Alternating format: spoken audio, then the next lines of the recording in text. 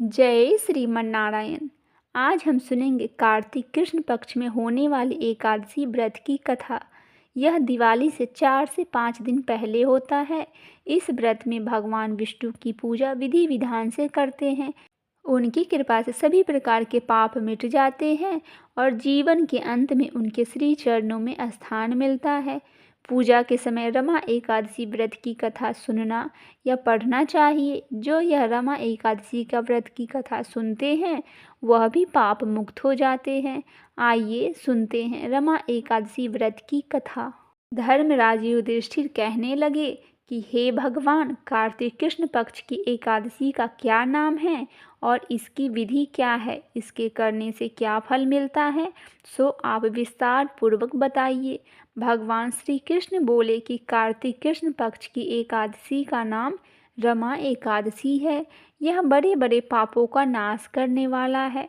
इसका महात्म्य मैं तुमसे कहता हूँ, आप ध्यान पूर्वक सुनो। हे राजन, प्राचीन काल में मुचकुंद नाम का एक राजा था।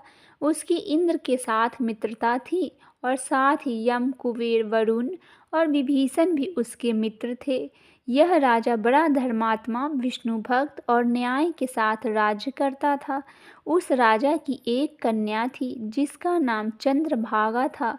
उस कन्या का विवाह चंद्रसेन के पुत्र शोभन के साथ हुआ था। एक समय वह शोभन ससुराल आया। उन्हीं दिनों जल्दी ही पुण्यदायिनी एकादशी रमा एकादशी आने वाली थी। जब व्रत का दिन समीप आ गया तो चंद्रभागा के मन में अत्यंत सोच उत्पन्न हुआ कि मेरे पति अत्यंत दुर्बल है और मेरे पिता की आज्ञा अति कठोर है। 10वीं को राजा ने ढोल बजवाकर सारे राज्य में यह घोषणा करवा दी कि एकादशी को भोजन नहीं करना चाहिए।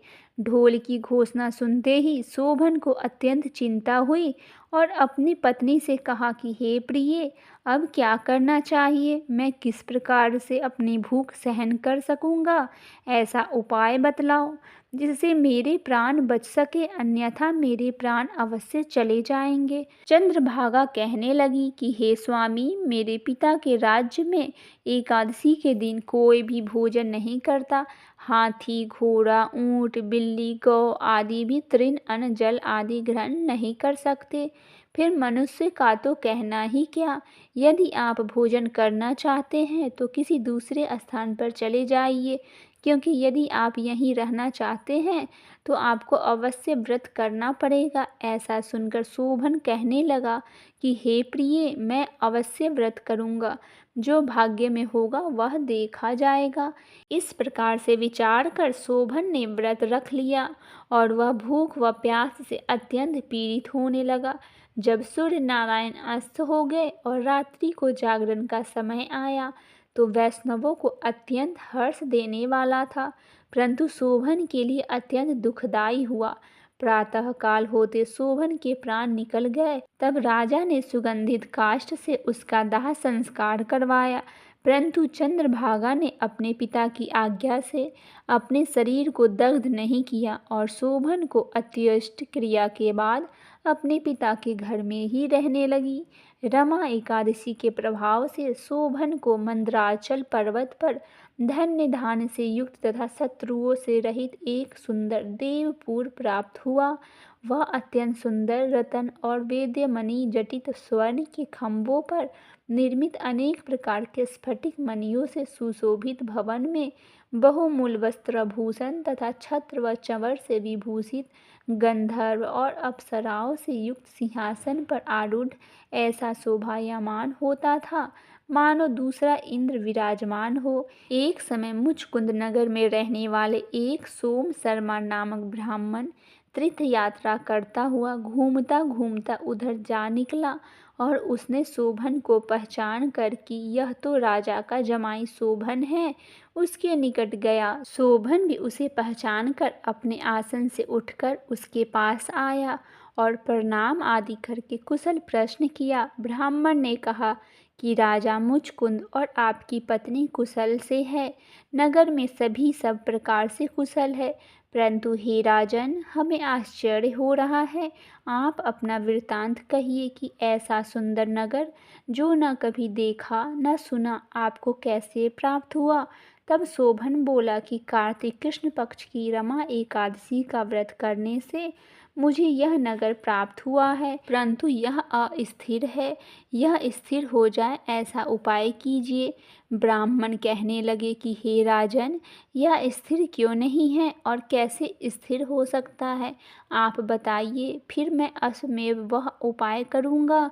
मेरी इस बात को आप मिथ्या न समझिए। शोभन ने कहा कि मैंने इस व्रत को श्रद्धा रहित होकर किया है, अतः यह सब कुछ अस्थिर है। यदि आप मुचकुंद की कन्या चंद्रभागा को यह सब वृत्तांत कहे तो यह स्थिर हो सकता है। ऐसा सुनकर उस श्रेष्ठ ब्राह्मण ने अपने नगर लौटकर चंद्रभागा से सब वृत्तांत कह सुनाया। ब्राह्मण के वचन सुनकर चंद्रभागा बड़ी प्रसन्नता से ब्राह्मण से कहने लगी कि हे ब्राह्मण, ये सब बातें आपने प्रत्यक्ष देखी है या स्वप्न की बातें कर रहे हैं। ब्राह्मण कहने लगे कि हे पुत्री, मैंने महावन में तुम्हारे पति को प्रत्यक्ष देखा हूँ, साथ ही किसी से विजय न हो ऐसा देवताओं के नगर के समान उनका नगर भी देखा हूँ। उन्होंने यह भी कहा है कि यह स्थिर नहीं है, जिस प्रकार वह स्थिर रह सके सो उपाय करना चाहिए। चंद्रभागा कहने लगी कि हे विप्र, तुम मुझे वहाँ ले चलो, मुझे पति देव के दर्शन की तीव्र लालसा हो रही है। मैं अपने किए हुए पुण्य से उस नगर को स्थिर बना दूंगी। आप ऐसा कार्य कीजिए जिससे हमारा संयोग हो, क्योंकि वियोगी को मिला देना महान पुण्य है। सोम शर्मा यह बात सुनकर चंद्रभागा को लेकर मंदराचल पर्वत के समीप वामदेव ऋषि के आश्रम पर गया। वामदेव जी ने सारी बातें सुनकर वेद मंत्रों के उच्चारण से चंद्रभागा का अभिषेक कर दिया। तब ऋषि के मंत्र के प्रभाव और एकादशी के व्रत से चंद्रभागा का शरीर दिव्य हो गया, वह दिव्य गति को प्राप्त हुई। इसके बाद बड़ी प्रसन्नता के साथ अपने पति के निकट गई और अपनी प्रिय पत्नी को देखकर शोभन अति प्रसन्न हुआ और उससे बुलाकर अपनी बाईं तरफ बैठा लिया। चंद्रभागा कहने लगी कि हे प्राणनाथ, आप मेरे पुण्य को ग्रहण कीजिए। अपने पिता के घर में जब मैं 8 वर्ष की थी तब से विधि पूर्वक एकादशी का व्रत श्रद्धा पूर्वक करती आ रही हूँ। इस पुण्य के प्राप्त से आपको यह नगर स्थिर हो जाएगा तथा समस्त कर्मों से युक्त होकर प्रलय के अंत तक रहेगा। इस प्रकार चंद्रभागा ने दिव्य आभूषण और वस्त्रों से सुसज्जित होकर अपने पति के साथ आनंद पूर्वक रहने लगी। हे राजन, यह मैंने रमा एकादशी का महात्म्य कहा है।